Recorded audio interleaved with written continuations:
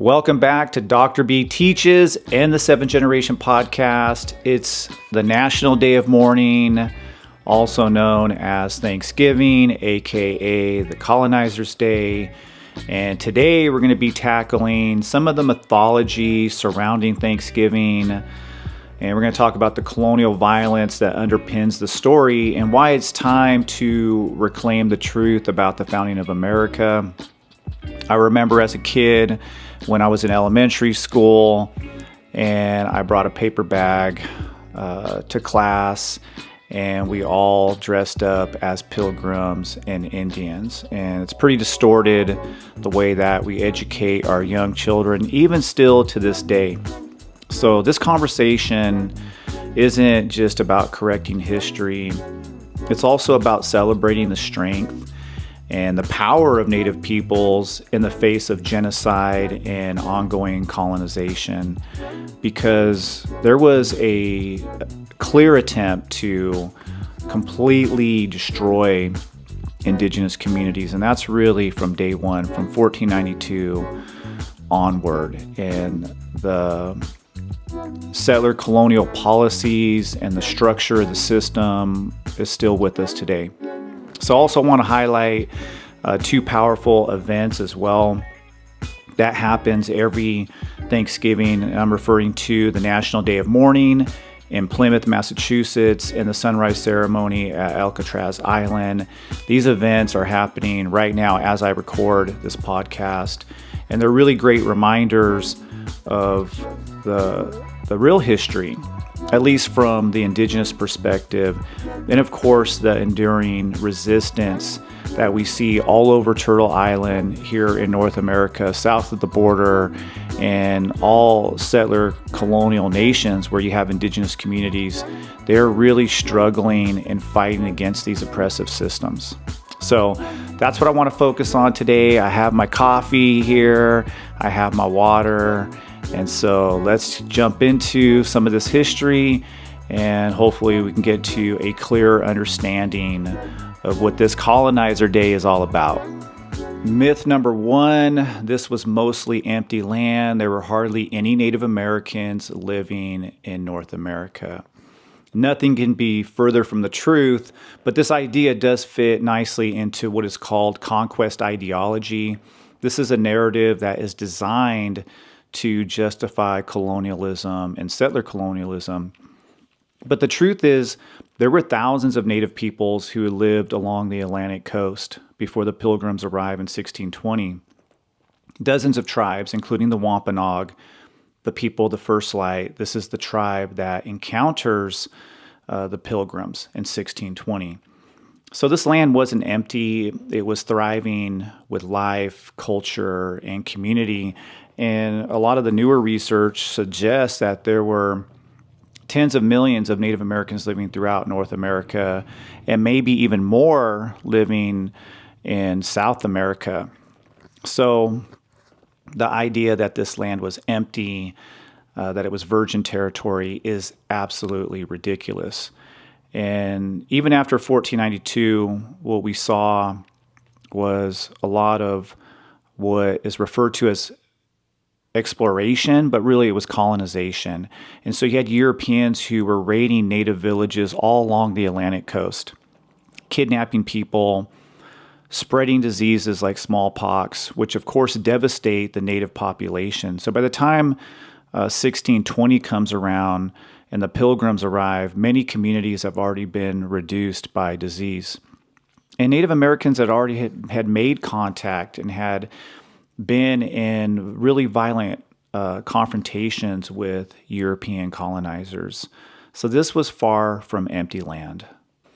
Another persistent myth, and one that drives me crazy, is that Europeans bring civilization to Native peoples. This is absolutely false. When the Pilgrims arrive, they're in bad shape. There's only a little over 100 of these people, and they are on the brink of starvation. And just a few days after they arrive in New England, what we call New England today, they were resorting to grave robbing. They were in such bad shape that they were stealing Native American food so that way they could feed themselves. So they were on the brink of starvation. The Wampanoag, the people of the First Light, were led by somebody named Massasoit. And Massasoit, he chose to help the Pilgrims not out of blind generosity, but as a strategic decision. So the area had already been ravaged by European diseases, as I talked about earlier. And the Wampanoag were having to navigate a complex situation, and they felt as though helping the Pilgrims was a calculated move, not just a simple act of charity. But they did shepherd these people through this harsh winter, and I truly do believe that it's Native American generosity, Native American love and compassion for humanity that allowed the Pilgrims to be able to survive that first winter. And it's something that we should all remember and not forget. Did the Pilgrims and the Wampanoag sit down and have a feast together? Apparently, yes, they did. But we really don't know a lot about this history. But it wasn't some symbolic feast of unity. It was probably more practical than ceremonial. And of course, within decades, these people who the Wampanoag assist, feed, show compassion and love for, turn on them. And we'll talk about it later here in this episode. And what you see is displacement, massacres, and genocide against Native peoples. And so imagine you bring somebody into your home, somebody who is homeless, somebody who's starving.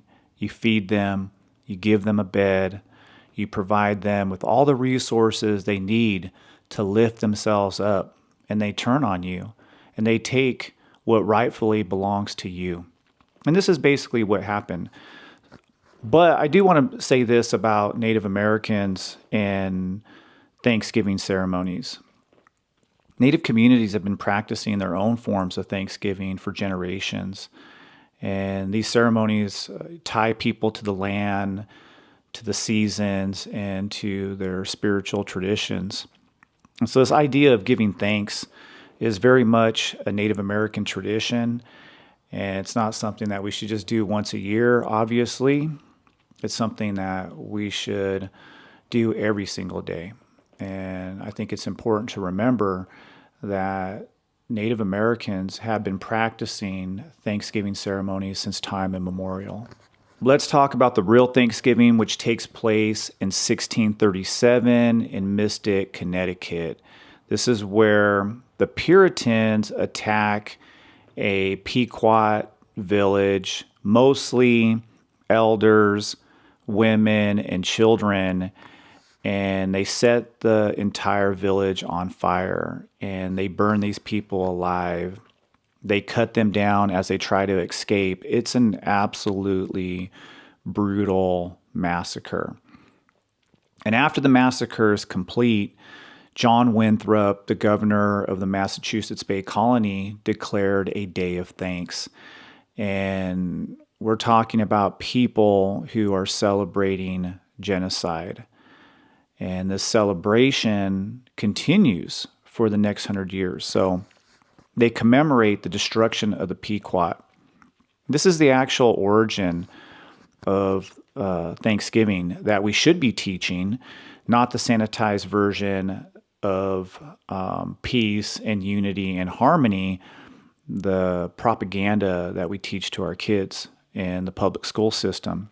And it completely erases the violence and, of course, the resistance of Native peoples.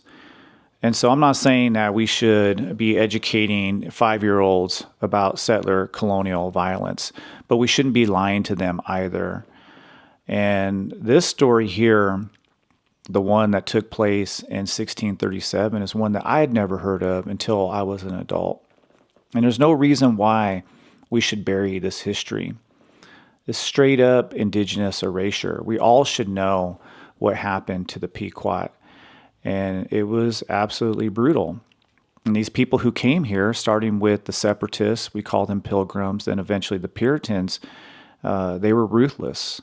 and they were vicious. And the reason why there was no peace and unity is because they didn't come here as a friend. They didn't come here to socialize themselves into the indigenous worldview, the indigenous cultures that were already here. They basically came here to replace the people.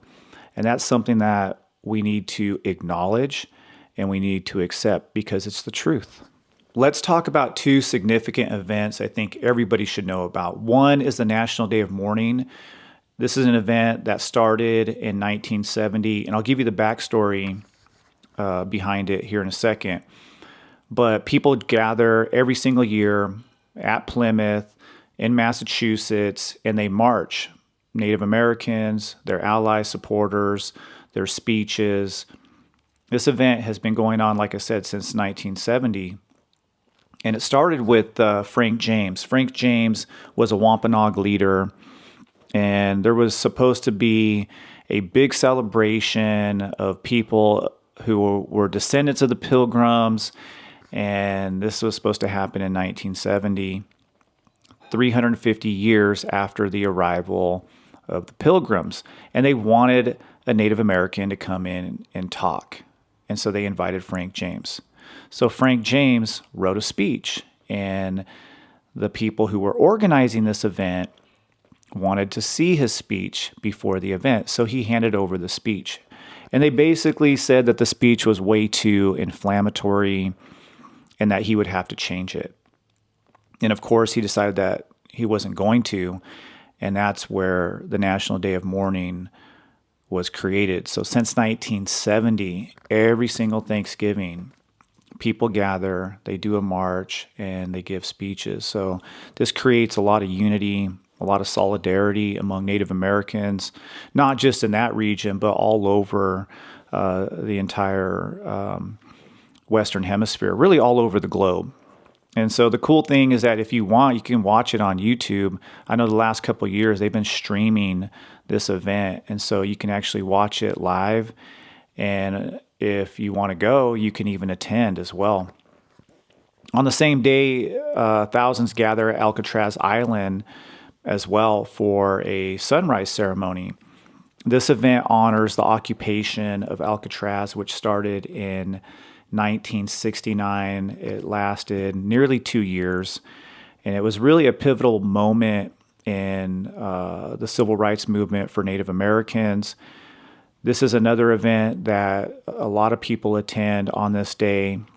It brings Native people together, their allies together, and it's a time to celebrate that resilience and also to recommit to the fight for sovereignty and land back and the struggle against settler colonial structures, settler colonial policies that are still with us today. So these are two very, very important events that many people attend, and you can even attend these events as well if you are in the area. I personally want to get myself out to Plymouth one year and march with them. Someday I'm definitely going to make that happen. But you don't have to attend an event on this day. There's other ways that you can help and support Indigenous communities, and we can talk about that a little later in this episode. So what does it mean to decolonize Thanksgiving? It starts with acknowledging the truth and learning and educating ourselves about the founding of America. It isn't about guilt. It's not about making people feel bad. It's not about canceling anybody. It's about honesty. The story of Thanksgiving has been used as a tool for settler colonialism. It's conquest ideology. It's conquest history. And it's designed to erase the violence, the settler violence, and of course the resistance to settler colonialism. And that's why it's important for not just Indigenous people to learn the history. It's important for all people to learn about how this country was founded, to educate themselves about what happened to Native Americans, the experiences of Native people prior to 1492 is almost completely unknown. There's hardly anything taught about what it was like to live in a Native American community before the invasion. But even less is known about the reality of settler colonialism, the reality of Native life, the struggle just to survive this horrible system of oppression that's put into place. And every single Native American community, from the East Coast to the West Coast, North and South America, all over Turtle Island, were put through a meat grinder. And we need to remember that. We need to not just look in the past either and think about what happened in 1492 or what happened in 1620. We need to look at what's happening right here today. So we need to shift our focus from celebrating conquest, celebrating colonialism, celebrating imperialism, to honoring Native peoples, honoring the strength and the resilience of Indigenous communities all over the Western Hemisphere. So events like the National Day of Mourning, the sunrise ceremony, they definitely remind us of that enduring spirit of resistance to colonialism, not just in the past, but also right here today in 2024. Something I always hear, and it drives me crazy, is that you people need to get over it. The past is the past. Why are you guys complaining about stuff that you didn't even live through? Well, here's the reality. What happened in 1492, the massacres, the genocide, the systems of oppression, those were set in motion in 1492, in 1620, when these European colonizers arrived. And we're still living under these systems of control. So it was set in motion in 1492, and it continues to this day. And I think that's one of the problems, that most Americans are completely ignorant to the history. They don't know anything about the struggles of Native Americans, and they make this assumption that what happened 500 years ago, that may have been pretty awful, but things are different today. And the reality is Native Americans are still struggling for their rights, whether it's treaty rights, whether it's movements like the MMIW crisis, the land back movement. There's so many struggles that Native Americans are dealing with today, and we completely ignore that. And that's what decolonizing Thanksgiving is all about. It's not just recognizing what happened in 1492 and what happened to the Wampanoag, what happened to the Pequot and all the other tribes that were put through this horrible system of oppression.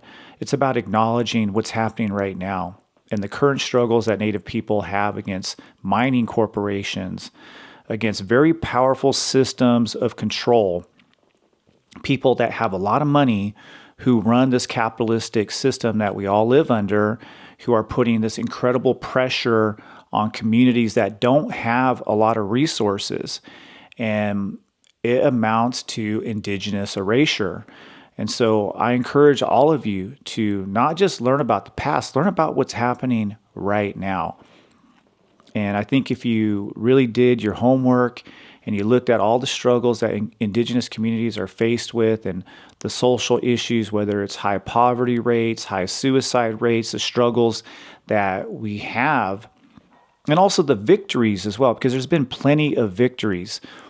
But these struggles to keep the culture alive, to revitalize the language, to protect the sacred sites, to be able to be Indigenous and to have your own worldview, something that is embedded in your culture and your history, not in the settler culture, not in this colonial type of system and structures that we're all forced to live under. And I think that's something that I really want people who are listening to this, if you are a true ally, you're going to not just do your homework about what happened in the past, but you're going to support Indigenous communities today, because there's a lot of struggles out there and we definitely do need allies. And so if you look at everything from that perspective of that happened a long time ago, it doesn't matter any longer, then you're going to completely miss the point. And we also have to understand is that history is important to learn, because it informs us about our current situation. You're not going to be able to understand what's happening here today, what's going on here in 2024, if you don't know history. So we can't ignore the past. That's a very convenient argument, is don't worry about the past, just live in the present moment. But to understand the current situation for Indigenous communities, you have to interrogate the system of colonialism. Decolonizing Thanksgiving isn't about canceling it, it's about reclaiming it. It's about truth and honoring the power of Indigenous peoples who have fought against this system of oppression since 1492. And it's also about rejecting this conquest ideology and the mythologies that uphold settler colonialism. I just want to thank you all for joining me for this important conversation.